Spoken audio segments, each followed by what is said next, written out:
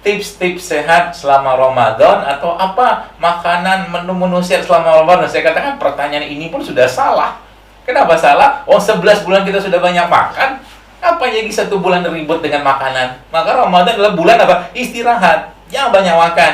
Makan secukupnya. Sekali makan berkualitas. Ya. Bahkan seorang ulama itu mengatakan bahwa ternyata dalam piring yang kita makan itu ada 7 syahwat di situ. Ada 7 syahwat. Ya. Luar biasa bahwasanya fitnahnya. Ya, dalam urusan makan zaman sekarang. Jadi kalau kita nanti belajar, insya Allah, mudah-mudahan Allah mudahkan, maka kita akan tahu bahwa ternyata makan tuh ya nggak ribet-ribet amat lah. Apalagi Ramadan kayak begini, ya sebenarnya yang harus kita perhatikan justru malah bukan apa yang dimakan, tapi justru malah bagaimana makanan tadi menjadi makanannya kolbu atau jiwa kita, atau iman, atau ya ruh kita, seperti itu. Kalau saya boleh katakan, ya mungkin Bapak Ibu sekalian, di depan saya ini ada kurma kering atau tamar, ada juga rutop, dan juga ada tape. Nah, ada tapenya juga. Nanti saya jelaskan tape seperti apa maksudnya, dan ada juga paprika kayak begini, ada jeruk, ya ada madu, ya ada melon. Nah, ada melon, ya Masya Allah ya. Hadza min fadli Rabbi, ini semua rahmat dan rezeki dari Allah semua, Masya Allah. Sehat ya? Sehat, pasti sehat. Insya Allah kalau kita makan ini barang-barang ini, insya Allah kita akan sehat, ya biiznillah. Ya. Tapi pertanyaannya, kalau kita sehat, ya kalau kita makan kayak begini sehat, yang sehat siapa? Ya kitanya sendiri. Nah pertanyaannya, bagaimana kita bisa mendapatkan atau menjadikan makanan seperti ini menjadi makanan yang juga bermanfaat bagi raga kita dan juga bermanfaat bagi ruh atau jiwa atau kolbu kita? Jawabannya sederhana sebenarnya. Katakanlah Anda makan ini 2, 3 lah, katakanlah 1 butir tamar kayak begini, atau mungkin rutop juga kayak begini Anda makan. Lalu setelah Anda makan secukupnya, nggak usah banyak-banyak juga. Maka subhanallah, setelah Anda makan tadi, maka berikanlah kepada orang lain. Maka makanan tadi akan jadi makanan buat ruhnya kita. Makanan tadi akan jadi makanan untuk jiwanya kita. Makanan tadi akan jadi santapan yang sangat menyenangkan buat jiwa, iman, dan ruhnya kita. Itu konsep dasar nih. Maka Nabi SAW ketika bulan Ramadan, sedekahnya beliau seperti angin yang berhembus, ya, saking luar biasanya. Ya, jadi kayak hari ini saja, mungkin kalau boleh saya katakan, kalau ada Bapak Ibu sekalian yang mungkin belum ada planning untuk ngasih makan berbuka orang, coba nanti waktu berbuka puasa dengan suami atau istri atau keluarga di rumah, saat misalkan ya istri Anda lagi mau makan kurma kayak begini kan, mau makan, lalu Anda bilang stop dulu, jangan makan dulu, ya. Maksudnya gimana? Nah, kurmanya Anda kasih ke dia, berikan kurma Anda kepada dia, dan kurmanya dia Anda ambil, tukaran. Jadi akhirnya apa? Anda mendapatkan pahala berbuka istri atau suami Anda. Itu luar biasa, sederhana, ya, seperti itu. Nah, jadi Bapak sekalian, kalau kita udah paham kayak begini, maka sebenarnya Ramadan ya yang kita nanti seperti ini bukan sembarang atau bukan bulan yang cuma ribet dengan makanan. Setahu saya memang di Indonesia biasanya sih di luar wabah kayak begini kan, ini kalau pasar makanan tuh penuhnya minta ampun ya. Bahkan kadang-kadang saya tuh nggak habis pikir gitu, kalau di luar musim normal itu subhanallah, kita tahu bahwa Ramadan itu kalau mau buka bersama gitu kan, ngantrinya minta ampun kalau kita booking di restoran. Kalau saya sih ogah. Kenapa ogah? Ya apa dapat, oke lah dapat sekali-sekali, oke lah sekali. Tapi ini hampir 2-3 hari sekali buka bersama. Akhirnya apa? Sholat rawatib lewat kadang-kadang, sholat wajib pun seringnya kadang-kadang terlambat gitu kan, banyak ngobrol. Bahkan biasanya setengah jam, katakanlah 40 menit bisa dapat 1 juz, kadang-kadang kita ngaji, ya justru malah terlewatkan. Untuk apa kayak begitu? Kalau saran saya, ya fokuskan pada ibadah. Kita fokuskan kalau buka bersama dengan keluarga sekali-sekali, oke lah. Di luar itu sudah di rumah saja, atau mungkin kita fokuskan untuk ibadah. Karena memang bulan Ramadan adalah bulan ibadah, ya, bukan bulan sibuk dengan urusan makan. Nah, tapi kita perlu juga pikirkan makan, ya, supaya apa? Supaya raga kita sehat, ya, supaya kita juga bisa beribadah dengan baik, dengan catatan apa? Jangan berlebihan. Ibnu Umar radhiyallahu anhu, ya salah satu sahabat Nabi SAW, adalah salah satu manusia yang bahkan disebutkan dalam sebuah riwayat itu dia pernah dalam 4 bulan tuh nggak pernah kenyang. 4 bulan nggak pernah kenyang. Artinya kalau orang 4 bulan nggak pernah kenyang, otomatis tubuhnya itu apa? Menggunakan reserve. Jadi mungkin bahan baku cadangan dalam tubuhnya. Yang ini kita perlu pahami nanti ya, supaya nanti Ramadan seperti ini kita jadikan Ramadan ini sebagai Ramadan yang penuh dengan kebahagiaan, keceriaan, karena memang ada hubungan Bapak Ibu sekalian antara otak dengan perut kita dan dengan ini kita, jantung atau hati kita atau kolbu kita ya, seperti itu. Nah, sebelum itu mungkin saya perlu jelaskan juga bahwa ternyata sains menunjukkan bahwa 80% ya, 70-80% itu ternyata imunitas kita atau kekebalan tubuh kita itu dibuatnya itu di pencernaan. 70-80% ya, imunitas kita atau sistem imun tubuh kita itu dibuatnya di pencernaan. Itu yang pertama. Yang kedua apa? Ternyata serotonin, salah satu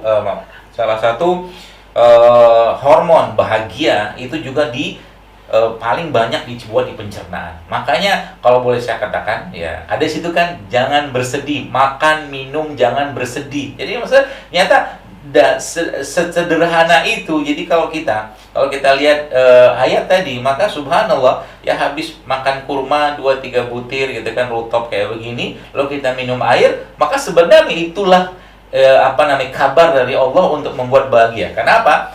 Karena memang kurma atau rutop seperti ini adalah makanan yang paling baik bagi pencernaan. Itu sebabnya Nabi kita alaihi salatu wasallam menyampaikan sebuah hadis bahwa rumah di dalamnya ada kurma, maka tidak akan kelaparan rumah tersebut, karena saking berkahnya dan penuh kebaikan yang kurma seperti ini. Isinya apa saja Bapak Ibu mungkin bisa googling atau bisa browsing lah ya. Tapi intinya saya mau sampaikan bahwa dia adalah makanan yang paling baik bagi pencernaan. Dan sudah saya jelaskan di awal tadi bahwa 70-80% imunitas kita itu letaknya di pencernaan. Kenapa? Ada bakteri di situ. Dan yang luar biasa lagi, kalau kita lihat zaman sekarang, kenapa banyak perubahan perilaku pada banyak orang zaman sekarang? Kenapa banyak sekarang perubahan tingkah laku ya? Itu ternyata salah satu penyebabnya, saya sempat ngobrol dengan seorang ustadz, adalah terlalu banyaknya makanan-makanan yang tidak layak masuk ke dalam tubuh manusia. Tidak perlu bahkan.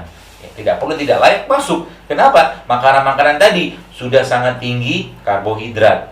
Karbohidrat pun tidak sehat. Kemudian apalagi makanan tersebut sudah sangat tinggi lemaknya, terutama lemak trans ya, yang dari minyak-minyakan. Makanan tersebut sudah tidak ada lagi makanan buat bakterinya. Dalam pencernaan kita nih, bakteri luar biasa, ada 19 juta bakteri di lambung kita. Karena makanan tadi dimakan bukan untuk memenuhi kebutuhan badan, tapi makanan tadi dimakan untuk memenuhi selera dan lidahnya dia. Itu jadi masalah.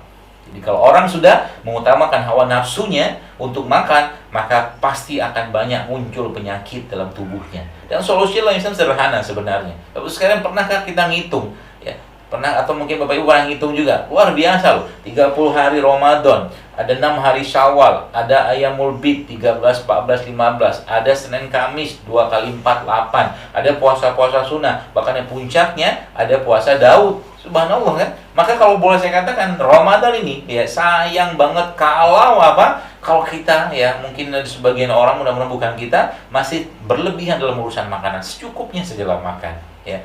Justru malah bulan ini bulan kita mengurangi makan tapi memperbanyak ibadah.